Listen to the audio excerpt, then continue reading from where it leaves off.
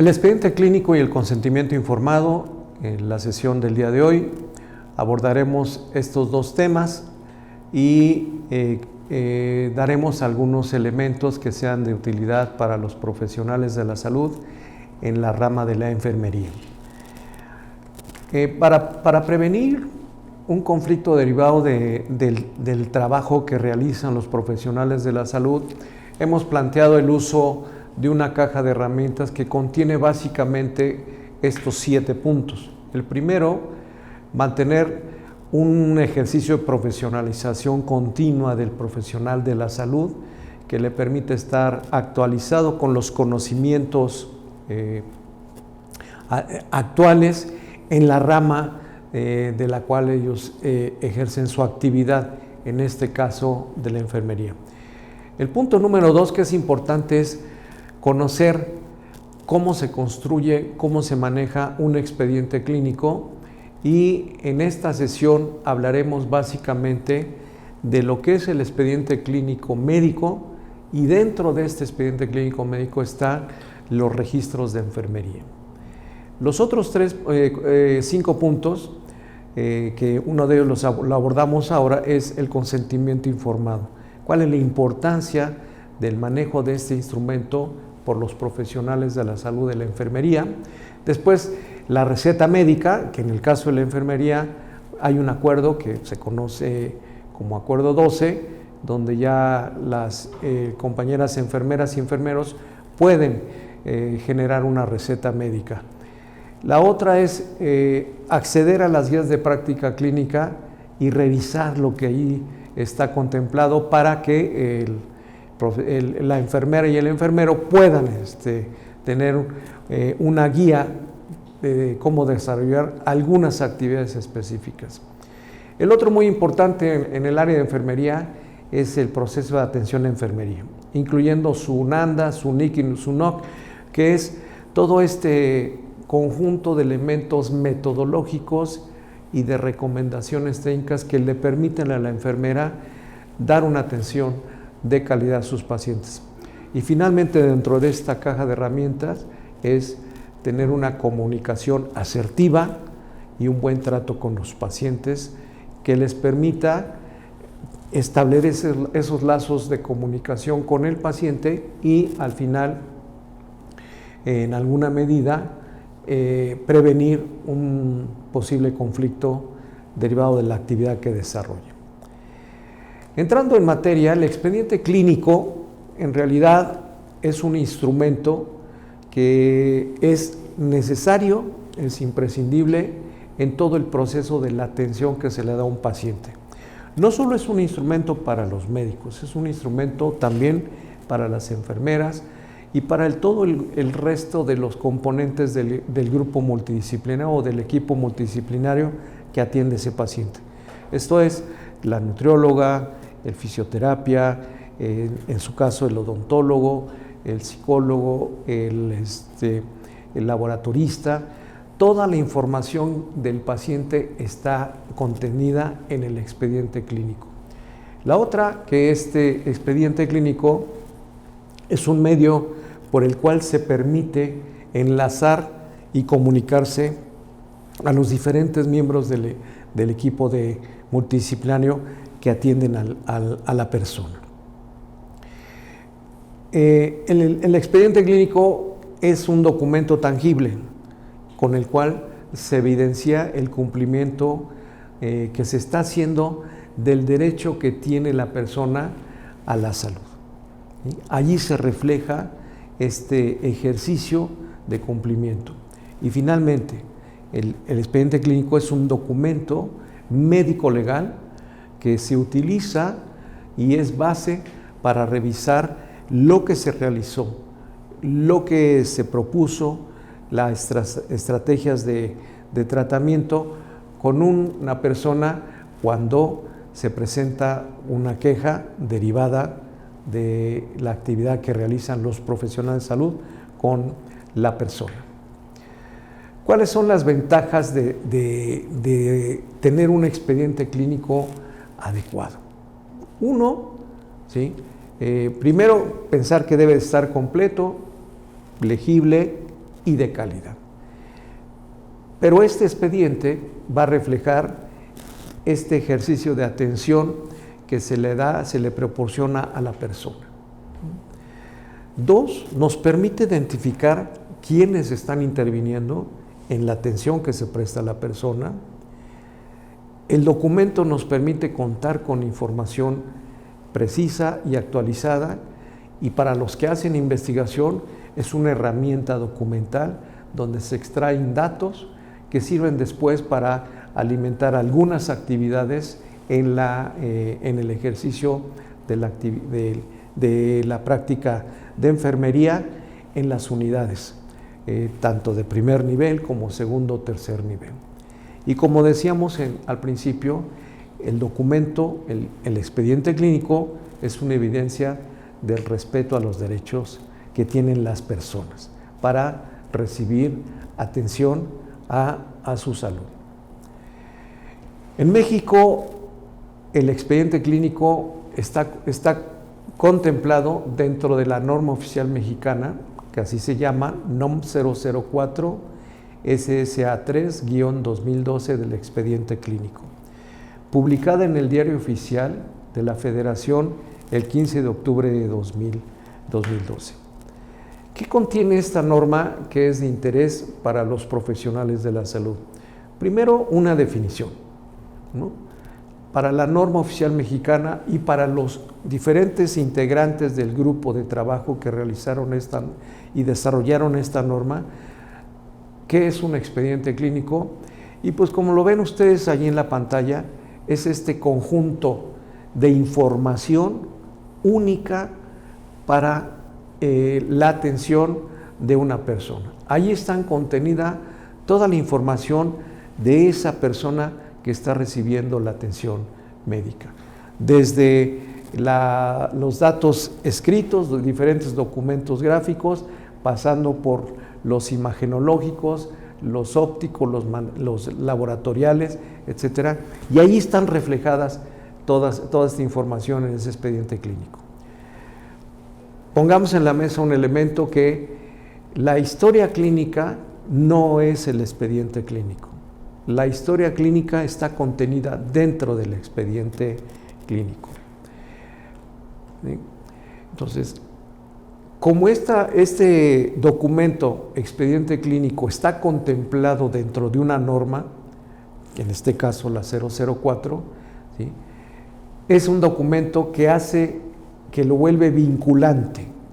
Significa que es de observancia obligatoria para todo el personal que tenga alguna actividad dentro del área de la salud y para los diferentes establecimientos donde se realizan estas actividades, tanto público, social y privado, incluyendo los consultorios.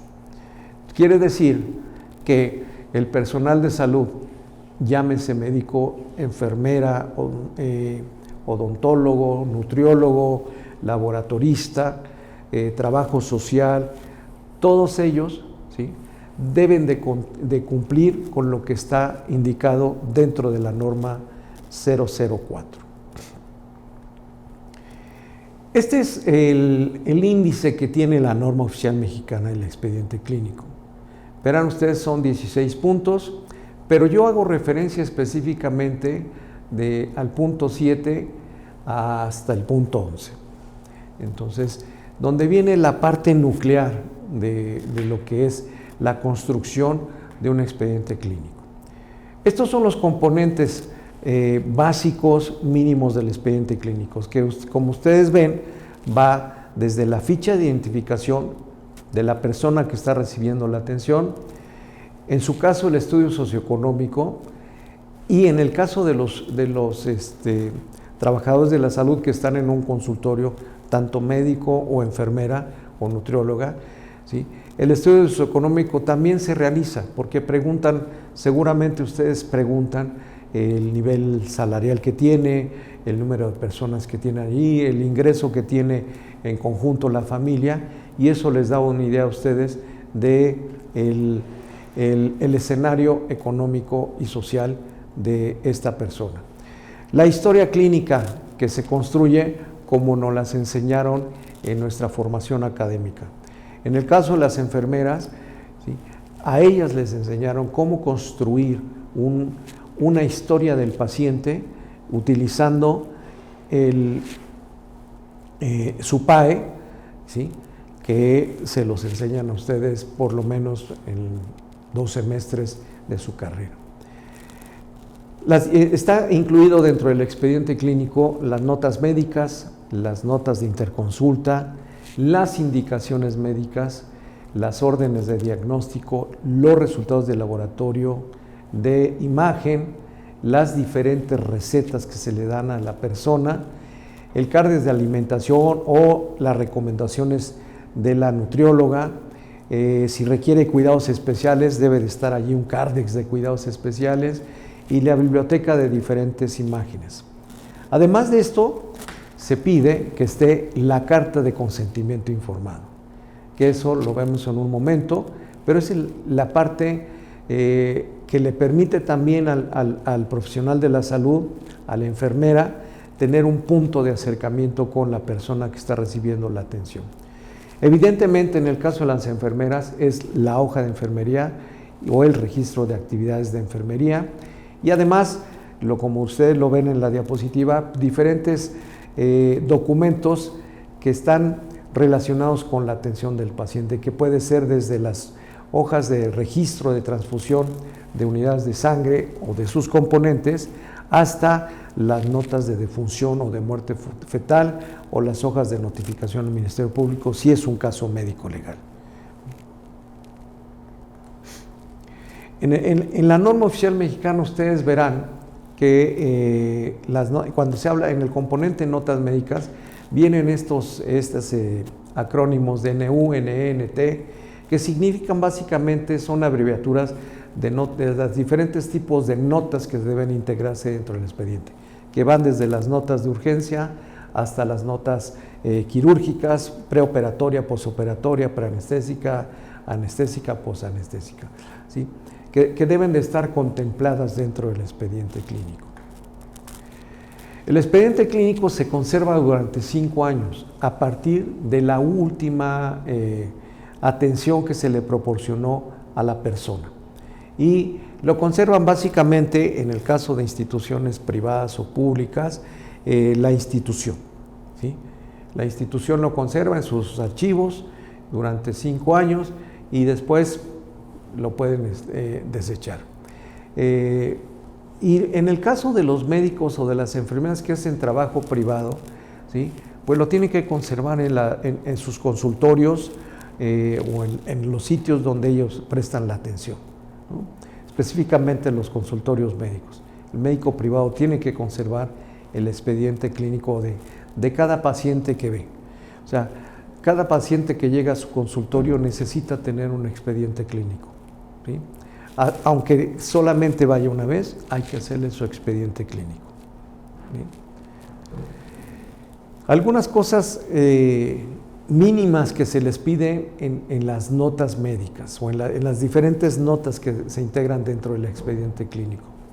La nota debe llevar el nombre de la institución, debe de estar bien identificada la nota de dónde se está dando la atención.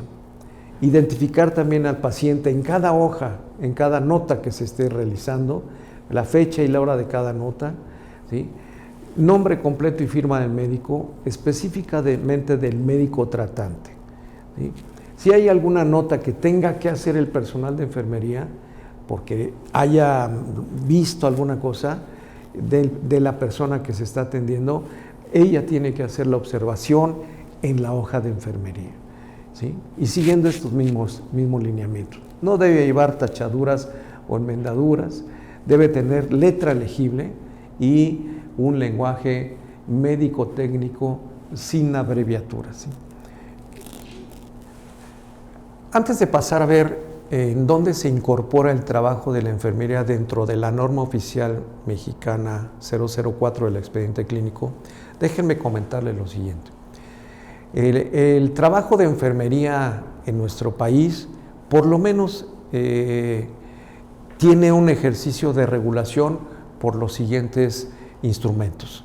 El primero es la norma oficial mexicana 019, para la práctica de enfermería en el Sistema Nacional de Salud, donde básicamente se dejan contempladas las actividades y las diferentes categorías de enfermería que se tienen en nuestro país.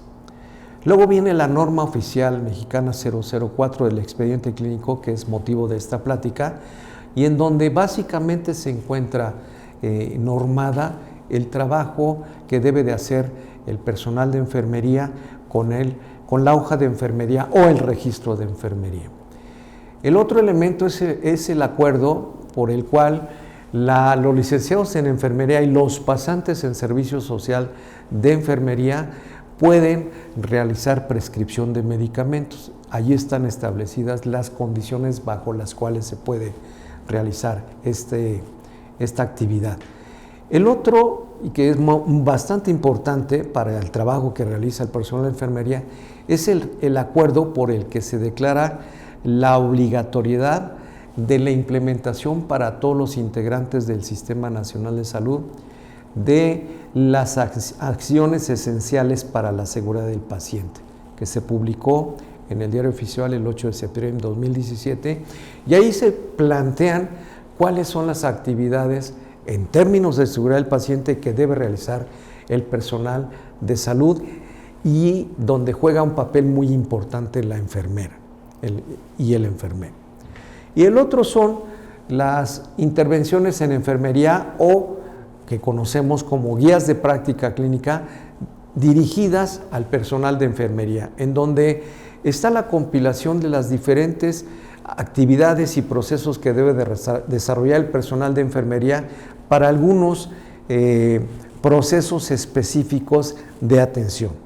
Entonces, vale la pena que ustedes recuerden estos 5 grandes componentes regulatorios de la actividad de enfermería, le den una revisada y entonces sí pasamos a la parte del expediente clínico de enfermería. ¿Por qué es importante la norma oficial mexicana 019 para la práctica de enfermería en el Sistema Nacional de Salud?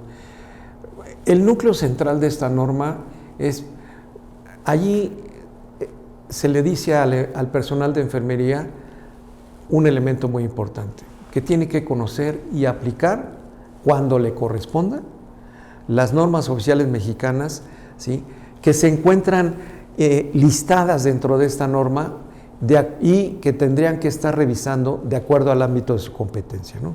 Están listadas 33 normas y depende del trabajo que haga el personal de enfermería de manera muy específica para que revisen la norma que les toca. Pongo como ejemplo el personal de enfermería que se dedica a la recepción y atención de las mujeres embarazadas requieren que revisen la norma 07 de la atención de la mujer embarazada, del parto y del puerperio y del recién nacido, para que vean cuáles son las actividades que tienen que hacer y que son vinculatorias y que el personal está obligado a conocer para realizar una buena atención.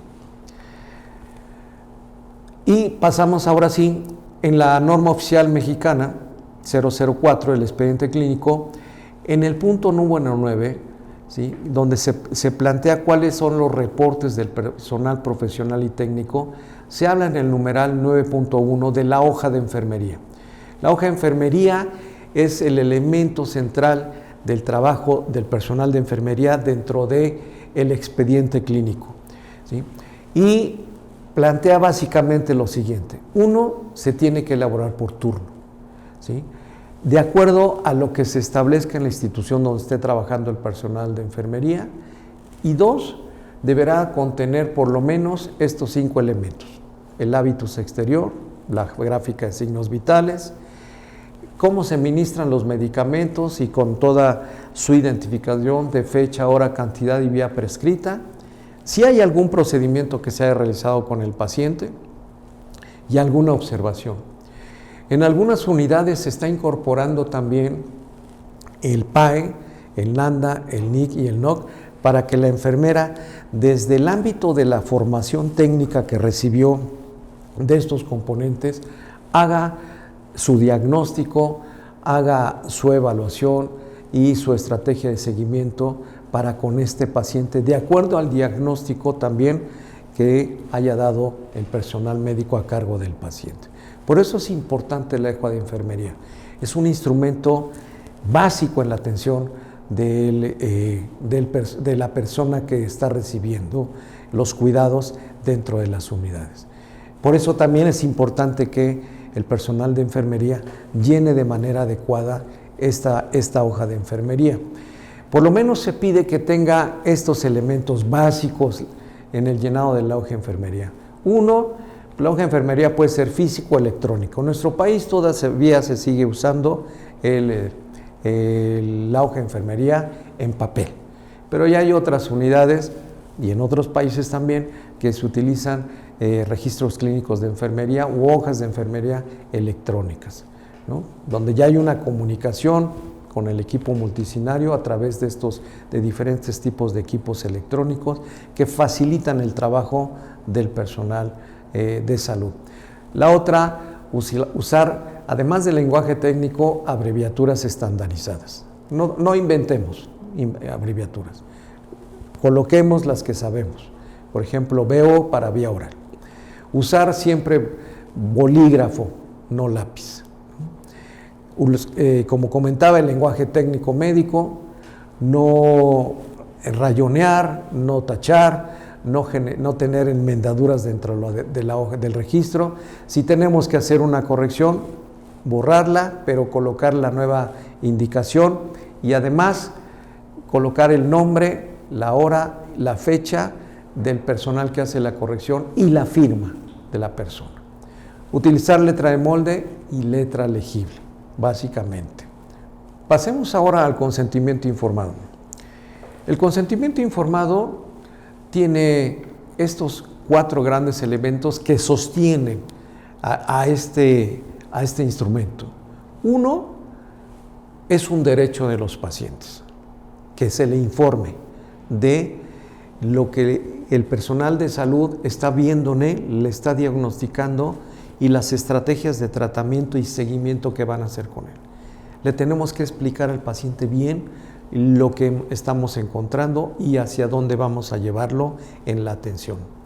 2, es un elemento de comunicación entre el paciente y el profesional de la salud, entre el médico y el paciente o la persona que está recibiendo la atención, entre la enfermera y la persona a la cual ella está atendiendo y está a su cargo.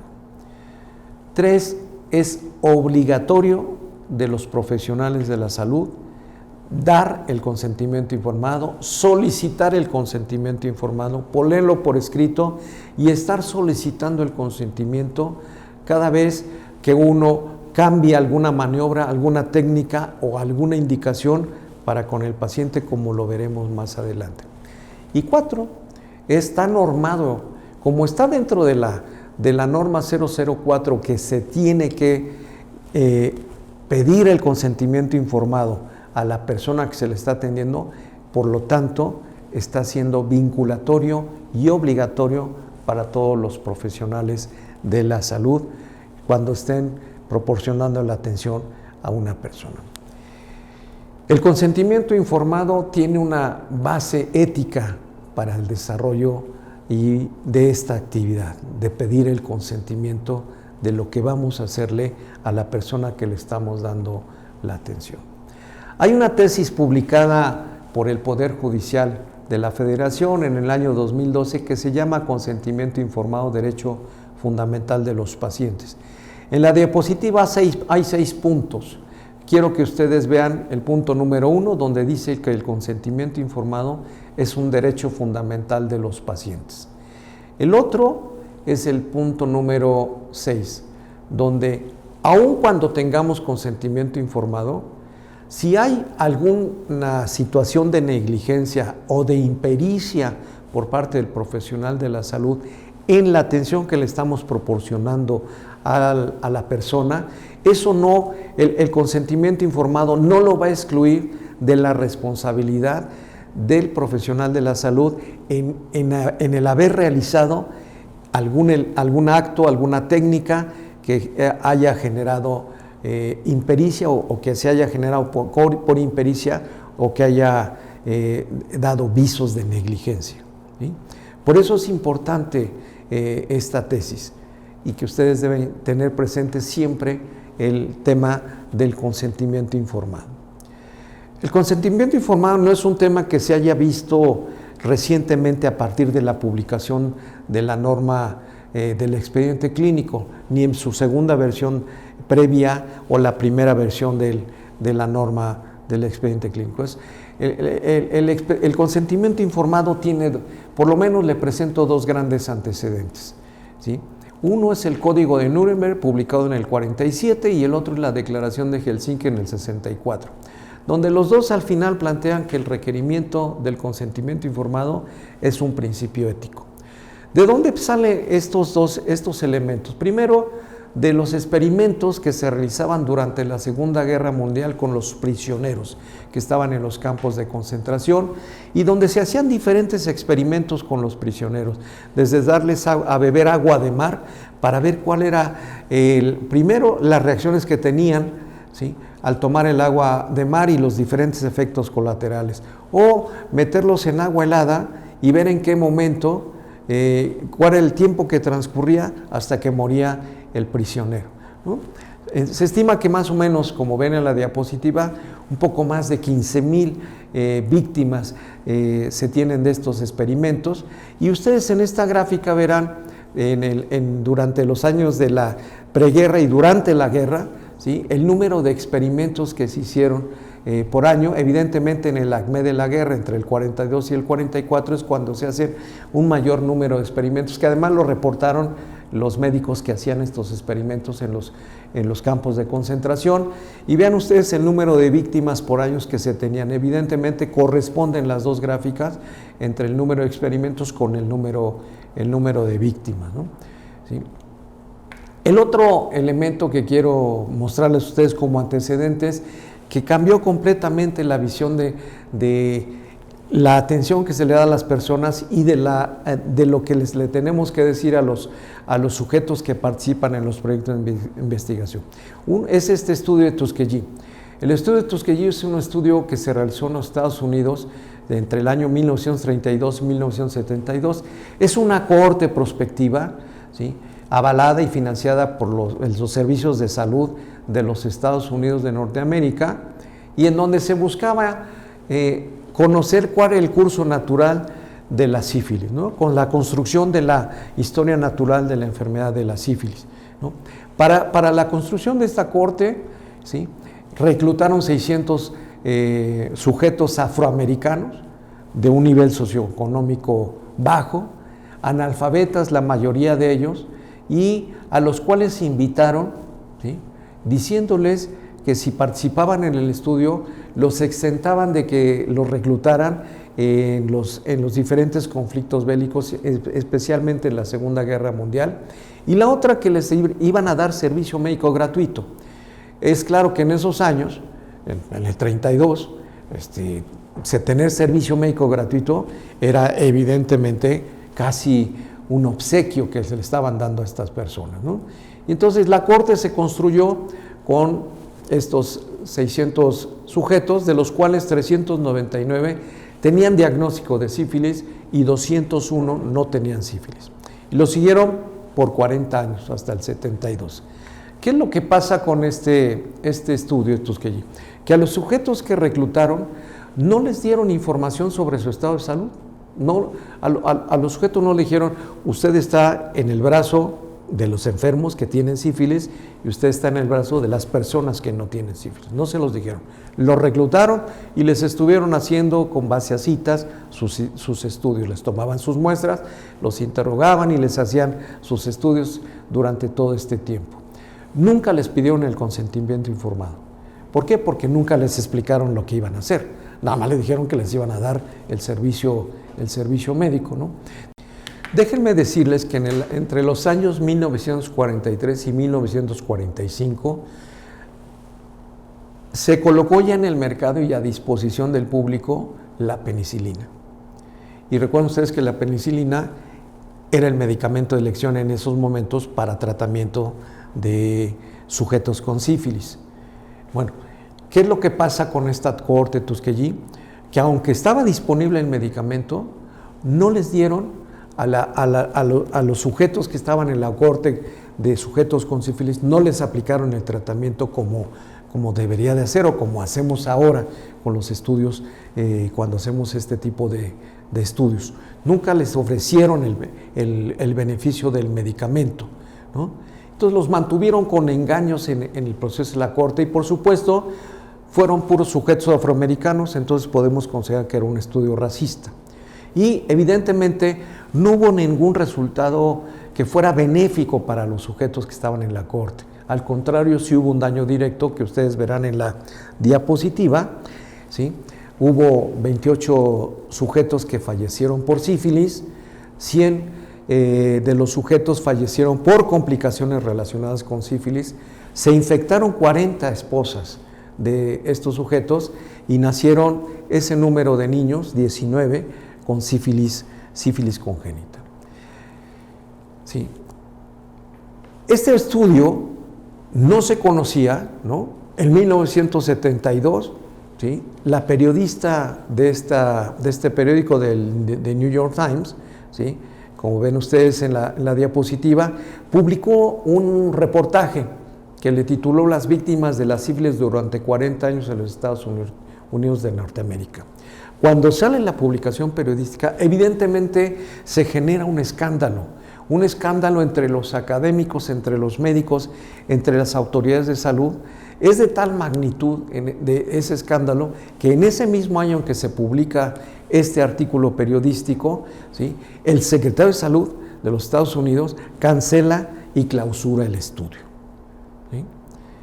Es de tal magnitud e impacto este estudio que en 1997 el presidente Clinton les dio una disculpa pública a los sobrevivientes del estudio.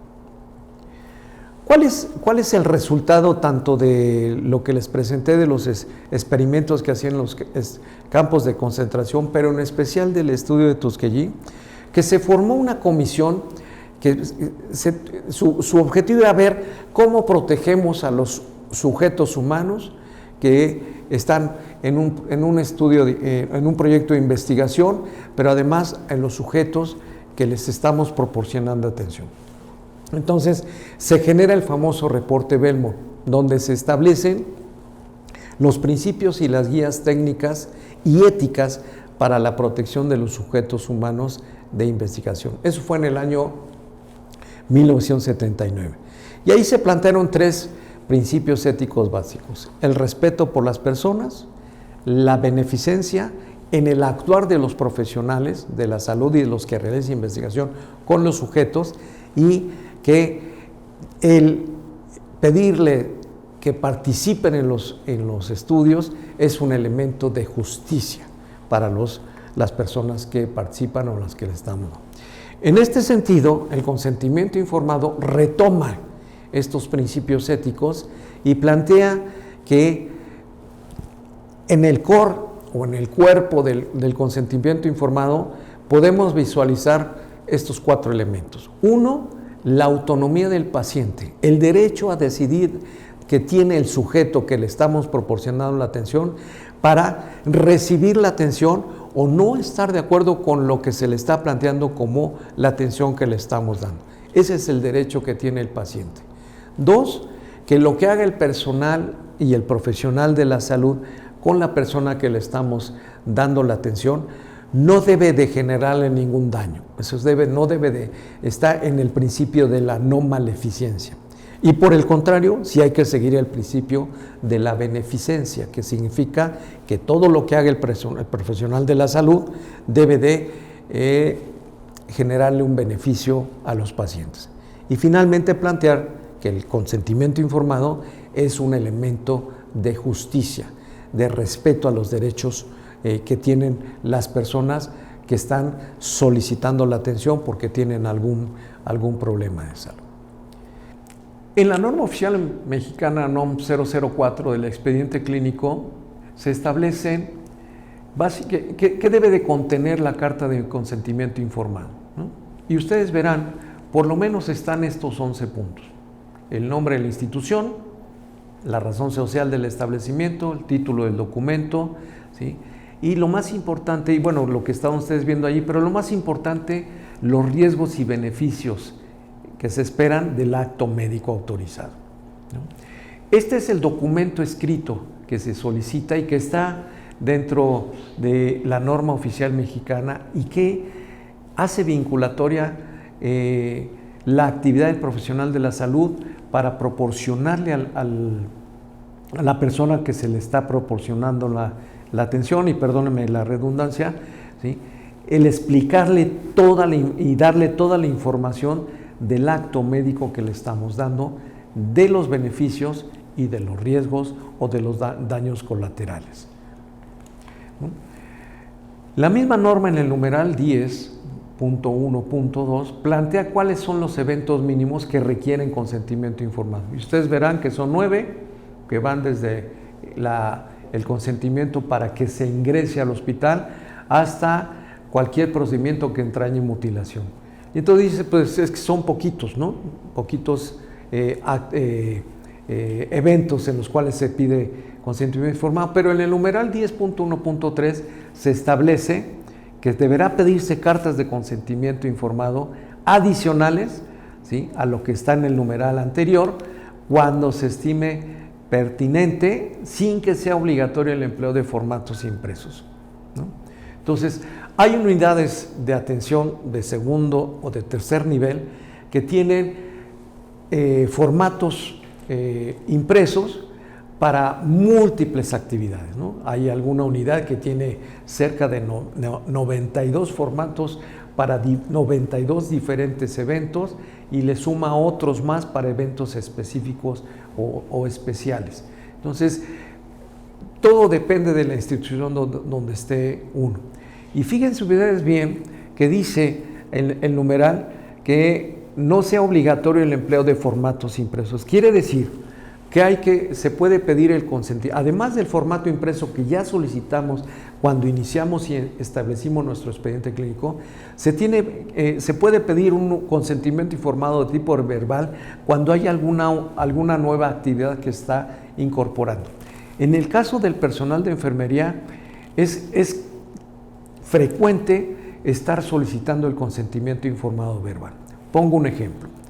Cuando ustedes van a cambiar una solución a una persona que se le está proporcionando la atención, ustedes tienen que llegar con la persona y decirle: vengo a cambiarle o a colocarle esta solución que contiene A más B o más C, porque esto está en la nota médica dentro de su expediente clínico y lo está prescribiendo o lo está recetando, ¿sí?, el médico que lo está atendiendo, el médico tratante. Y entonces tiene esto, se lo voy a colocar en esta misma línea que usted ya tiene en su brazo, y a lo mejor siente usted un poco de calor, o a lo mejor, dependiendo de la sustancia, siente un poco de frío. Para eso están todos estos elementos técnicos que ya conoce la enfermera o el enfermero, ¿sí? Tiene esto, y entonces se lo voy a colocar. ¿Está usted de acuerdo? ¿Sí? Entonces, allí la persona que está recibiendo la atención le puede decir: oiga, es que eso no me dijo el doctor que me iban a hacer, ¿sí? Y entonces, pues no estoy de acuerdo, o no me la ponga, mejor necesito que me expliquen por qué me van a poner eso, porque no me lo dijo el doctor. Entonces, allí el personal de enfermería tiene que decir: bueno, déjenme, le voy a hablar al médico tratante, o le voy a hablar a la supervisora para que le explique, ¿sí? Entonces, o por otro caso, la persona le puede decir: oiga, pues está bien, está de acuerdo, pues, si está indicado, adelante. Entonces, ese es un ejemplo muy sencillo, pero que tiene que estar haciendo el personal de enfermería. ¿Por qué? Porque el paciente tiene derecho a saber qué le estamos haciendo. Si se le cambia un nuevo medicamento y está indicado, el médico tratante tiene que decirle a la persona: oiga, le vamos a incorporar un nuevo medicamento que le va a ayudar en esto, en esto, en esto. Sí. Y la enfermera, cuando vaya a aplicar el medicamento, tiene que decirle: oiga, le voy a aplicar el medicamento que está prescrito en la nota médica, ¿sí? Es vea usted, está estéril la jeringa, etcétera, se lo voy a aplicar en la línea que usted tiene en el brazo, ¿sí? Entonces, ¿está de acuerdo? Sí. Entonces, eso es un mecanismo de información que además le permite a la enfermera también, además de transmitir la información, pues tener ella la confianza de que está escrito en la nota médica, el paciente está de acuerdo y ella lo puede aplicar. ¿Sí? ¿Cuáles son las características de un consentimiento informado? Aquí voy a precisar algunas cosas. Primero, los consentimientos informados no justifican complicaciones por negligencia, ¿no? Entonces, pongo el caso de un caso que llegó aquí, que está publicado, donde por un error del personal de enfermería, ¿sí?, le colocaron un enema a una paciente, en donde en vez de aplicarle o de pasarle líquido para el enema, le pusieron cloro con algunos otros problemas agregados, ¿sí? Aunque había consentimiento informado en el documento escrito de que le iban a hacer un enema, ¿sí?, como el personal de enfermería no le dijo, le voy a poner la enfermera, pero además le pasó esta solución de cloro, pues eso es una cuestión que generó, que se catalogó como negligencia, y aunque había un consentimiento informado, sí, por supuesto que eso no justificó el acto que realizó el personal de enfermería. 2, el consentimiento informado es revocable por la persona que se le está proporcionando atención hasta iniciar el procedimiento. Y pongo otro ejemplo. Cuando un paciente se le va a hacer una cirugía, ya lo llevan al área prequirúrgica, ¿sí? Allí el paciente puede decir, oiga, al cirujano o a la enfermera que lo está recibiendo o a la supervisora, oiga, ¿sabe qué? No me queda claro qué me van a hacer, no me queda claro cuáles son los beneficios o qué me va a pasar después. ¿Puedo hablar con el médico tratante? ¿Me pueden hacer la cirugía otro día, que me expliquen bien? Entonces, él tiene todo el derecho a revocar su consentimiento. ¿Y cuál es lo que tiene que hacer el personal? Pues volverle a explicar, y ya que lo explicaron nuevamente, volverle a pedir el consentimiento informado, ¿sí? La otra, el consentimiento informado no se obtiene con amenazas, con engaños o con violencias, ¿no? Seguramente algunos de ustedes han visto que en algunas unidades todavía hay algunos miembros de los equipos de trabajo en salud dentro de las unidades que van con la persona que está recibiendo la atención y le dice, oiga, pues si usted no se hace este tratamiento que él lo está dando, pues hasta se puede morir. Así que tiene que hacerse el tratamiento, y entonces, como lo tiene que hacer, pues fírmele de que está de acuerdo que se lo tiene que hacer. No, eso no se puede, no se permite, no se tiene que hacer, ¿sí? La otra es que el otro elemento es hay que darle información correcta, idónea, sencilla, entendible al paciente, ¿sí? Es diferente decirle al paciente, oiga, le voy a hacer un procedimiento donde le vamos a abrir el abdomen, le voy a abrir en esta parte del abdomen donde voy a descubrir lo que está dentro, le voy a entrar y le voy a quitar un pedacito de su intestino que se llama apéndice, le vamos a suturar y lo vamos a cerrar muy bien, va usted a estar a dieta unos días, ¿sí? Y después va usted a mejorar. Es diferente esto a que le digan, oiga, le voy a hacer una incisión en su cuadrante inferior derecho de su abdomen y le voy a hacer una técnica XX para poderle extraer el apéndice, ¿sí? Y después pues va a estar en recuperación y no va a poder cargar nada durante 30 días, ¿no? Entonces, eso es diferente. Tenemos que dar la información sencilla al paciente, que entienda. No importa en qué unidad estemos trabajando, no importa si estamos en una unidad médica, en una unidad rural o estemos en un hospital de alta especialidad. Hay que hablar de manera sencilla y simple con el paciente.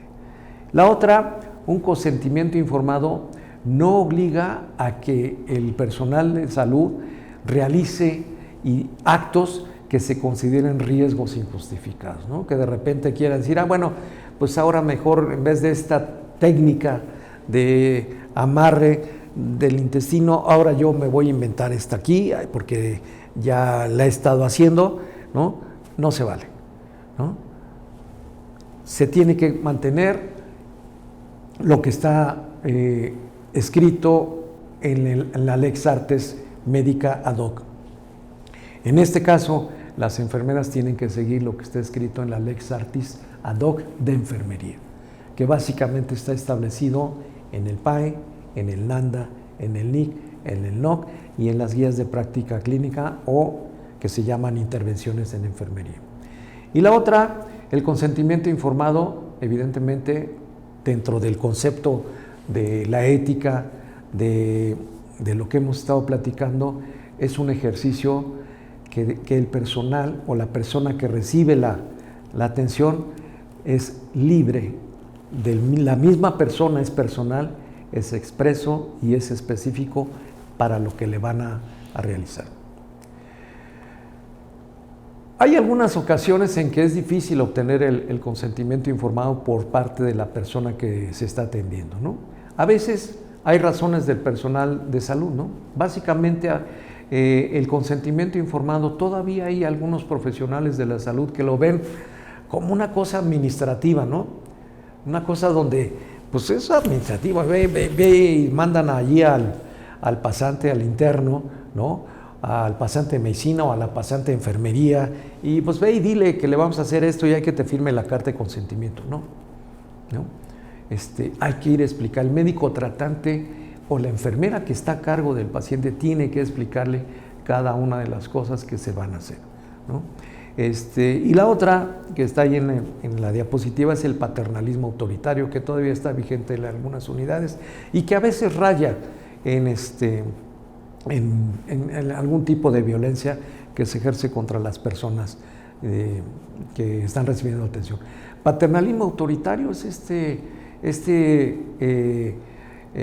esta actitud que tienen algunos profesionales de la salud de decirle, usted se lo tiene que hacer, si no se lo hace se muere, lo hace de manera vocal, lo hace con gestos, y entonces pues casi obligan a la persona que se le está atendiendo a firmarlo, o allí hay un rechazo completo, ¿no? Pues no quiero, y se genera allí un conflicto. Y la otra es del lado del paciente y sus familiares, ¿no? Cuando el paciente está acompañado por la familia y está presente la familia, cuando el médico está platicando con la persona que se está atendiendo y está presente la familia y empiezan a comentar el médico pues los diferentes riesgos y beneficios de lo que se le va a hacer, ¿sí? La persona le puede preguntar a la familia, oiga, ¿y cómo lo ven? ¿Me lo hago o no me lo hago?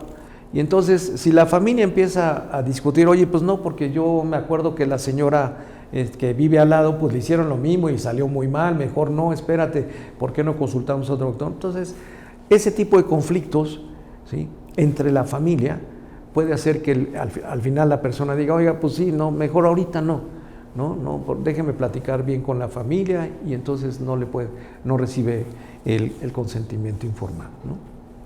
Entonces, en términos generales, ¿cuál sería la conclusión de esta sesión?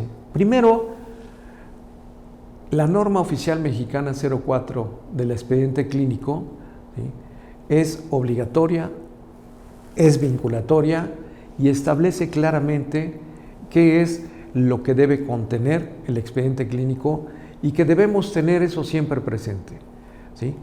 Armar siempre bien nuestro expediente clínico, incorporar la hoja de enfermería, llenar bien la hoja o el registro de enfermería para que sea nuestros elementos tangibles de que le estamos dando la atención adecuada al paciente.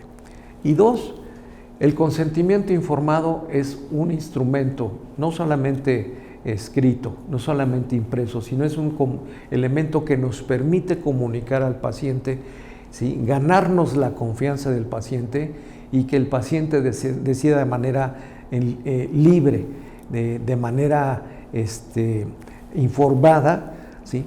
Que su decisión de que acepte lo que le estamos ofreciendo para tratarlo, para resolverle su situación por la que ha venido a pedirnos la atención, ¿sí?